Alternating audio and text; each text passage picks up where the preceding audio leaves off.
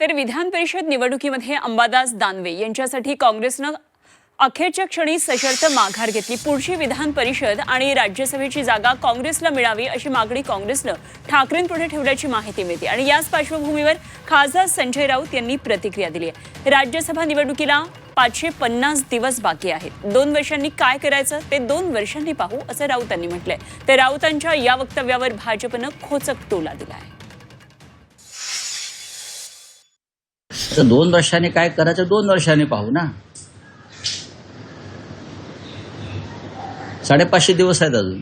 बघा, राज्यसभेचा प्रश्नच निर्माण होत नाही, पण आमची जी काय चर्चा झालेली आहे त्याच्यामध्ये विधान परिषद संदर्भात त्यांना काँग्रेसला एक महाविकास आघाडी म्हणून आता याच्यात राष्ट्रवादी काँग्रेसचा विषय संपलेला, कारण त्यांना आम्ही एक महत्त्वाची राज्यसभा पवारसाहेबांना दिली।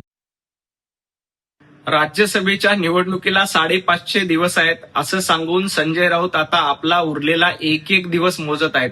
संजय राऊतांना याची पूर्ण कल्पना आहे की येणाऱ्या काळामध्ये राज्यसभे निवडणुकीमध्ये काँग्रेस उमेदवारी मागणार आहे, कारण आता संजय राऊत म्हणतात की एकदा राज्यसभेची उमेदवारी देऊन राष्ट्रवादी काँग्रेसचा विषय संपला, आता विधान परिषदेची उमेदवारी देऊन उभाटा गटाचा विषय संपला, आता येणाऱ्या 550 दिवसानंतर जी निवडणूक येईल त्या निवडणुकीमध्ये काँग्रेस राज्यसभेची दावेदारी करते।